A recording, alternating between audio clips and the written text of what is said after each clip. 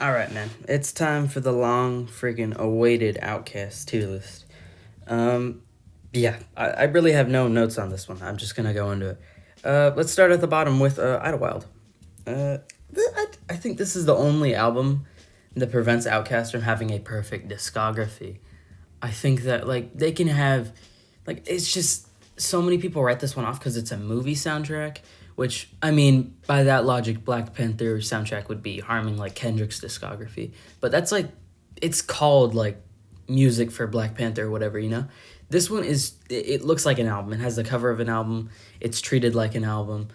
And I'm gonna be honest with you, off of first listen, I hated this thing. I was like, this is awful. It's so bad. It's because I was coming off the high of Speaker Box, The Love Below, and I heard this and I was disappointed. I was super disappointed. And I think I'm at the point where it's kind of grown on me. I don't remember anything from this album though.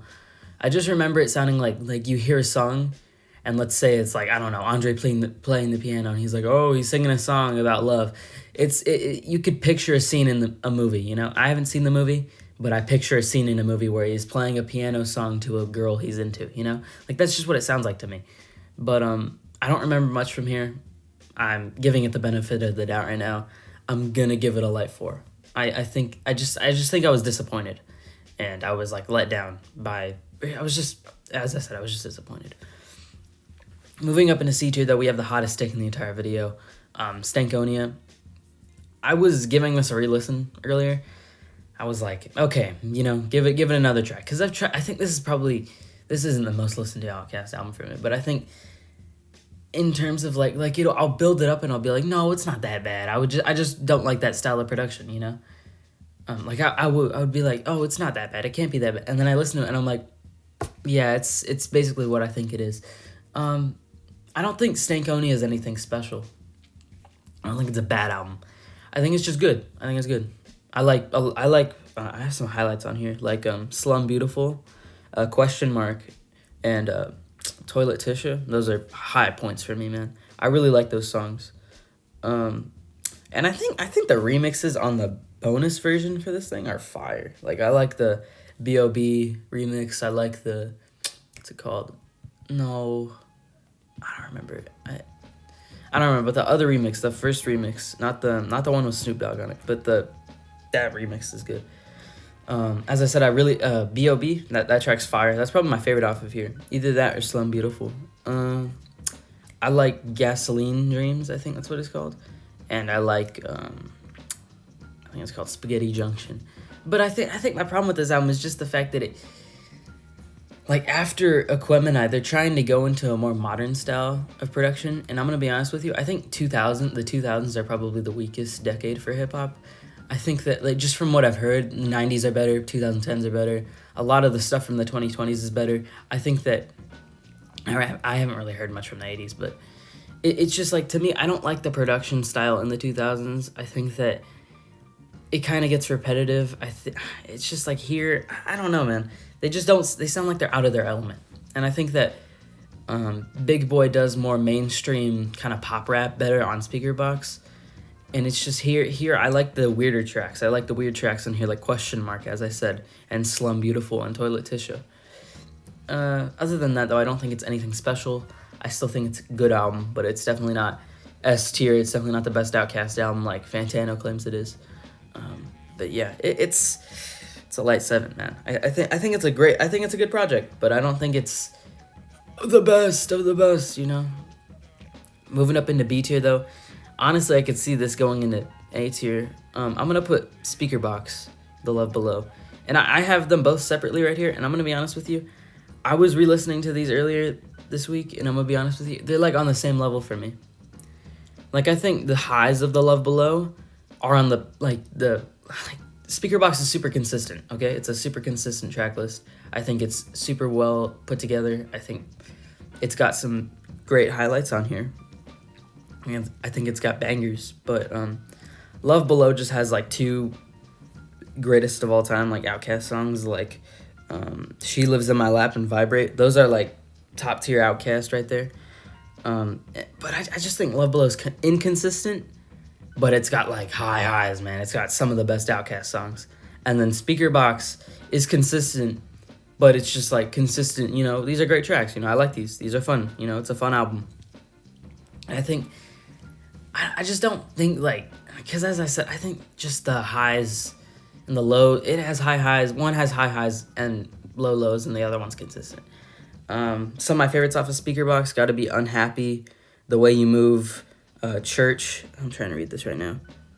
Tomb of the Boom and Reset.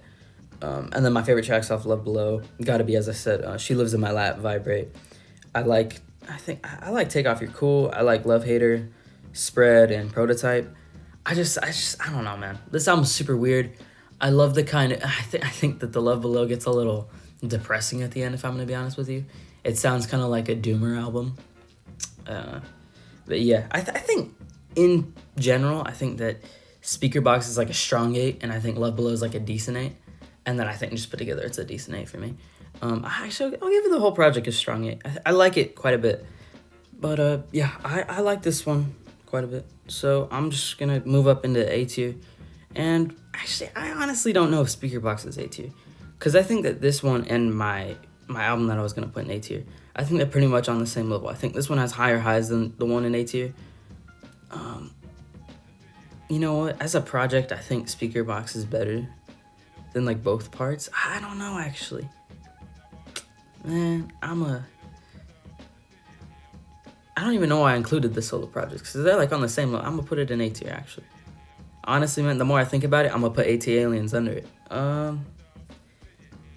Yeah, I'll put AT/Aliens under it. Just pretend these aren't here. I'm actually just gonna throw these down here. That looks better. I think AT/Aliens is pretty great. I just think my problem with it is that I kind of overplayed it, and I mean, if like, it just all kind of sounds samey, man. This one took a while for me to click with. I'm gonna be honest with you. I kind of hated this one on first listen, cause I listened to Southern Playalistic. I'm like, this is fire. What's AT/Aliens gonna sound like? And then it was like this weird kind of nocturnal sound, and I didn't vibe with it. But on multiple re-listens, it's kind of grown on me. It's grown on me quite a bit, actually. I just think it doesn't have that many big highlights for me. You do have Mainstream, which is a top tier OutKast song. You also got other great tracks on here, like Two Dope Boys in a Cadillac, the title track, Wheels of Steel, Elevators, Me and You, and Millennium, and 13th Floor. But other than that, I feel like some of the songs on here just kind of tend to blend together. Like, you play 5 songs off here random on shuffle, and I'm not looking at the titles. I'm not going to know what they are. But yeah, I think that AT/Aliens is still pretty great, though. I think it's a pretty great project by OutKast. I'm actually going to give AT/Aliens a strong 8. And then I'm going to give Speakerbox, I'm going to redo it right now. It's a light 9 for me. I don't know. They kind of go back and forth. They could be like strong 8 to a light 9. It's like on the brink right there. Next up, though, going into S tier, we got 2 albums that are literally on the same level for me. Like, I have a topster of 100 albums because I'm a nerd. And these 2 albums are literally back-to-back. But we got Aquemini and Southern Playalistic. And these ones have always been my favorites, man. I think that off rip, Southern Playalistic was my favorite. And then I gave Aquemini a few re-listens, and I was like, this is fire. It's on the same level as Southern Playalistic. And I think right now, like earlier, I had Southern Playalistic a little lower. And then I was like, man, they're on the same level for me, man. Because I think I remember more from Southern Playalistic. Like, I could recite, like, the track list. Not fully, but, like, I'll recite my favorite tracks off here. Like, but with Aquemini, it's like I kind of forget it because they all kind of sound a little samey. But, like, the flow of the album is so good, man. It's so funky. It's just so catchy. It's so good, man. And I think the features on Aquemini are better. But I think the production on Southern Playalistic paired with the hooks, man, it's peak. They're literally on the same level. Literally same rating that I'd give them on, like, Album of the Year. I'd give them, like, both 97 because they're both so good. I'm going to be honest with you. I'm just going to keep it like this because I think they're on the same level. But I'm just going to talk about Southern Playalistic. So my favorite tracks on Southern Playalistic got to be the title track, Ain't No Thing, My Intro to Let You Know. Funky Ride's goated. That song is fire. It's 6 minutes of bliss. There are some noises, though, that kind of ruin it a little for me. But then you also got Deep, Hootie Hoo. Oh, my God, bro. What's the other track on here? Get Up, Get Out. Or it's like Get Up, Get Down or something like that. That song's fire. It's just so good, man. Crumbling Herb. Did I already mention that track? That song's fire. It's so funky, man. I love this album. It's so good. And then my favorite tracks off of Aquemini got to be Rosa Parks, the title track. You got Slump, that song's fire. West Savannah's fire. The Art of Storytelling Part 1, that song's probably my favorite OutKast song, if I'm going to be honest with you. I think either that or Vibrate off of Love Below, those are my favorites, like all-time favorite OutKast tracks. More favorites off of Aquemini got to be Spodioti Dopalicious, Y'all Scared, and Liberation. I love both Southern Playlistic and Aquemini equally, as I said.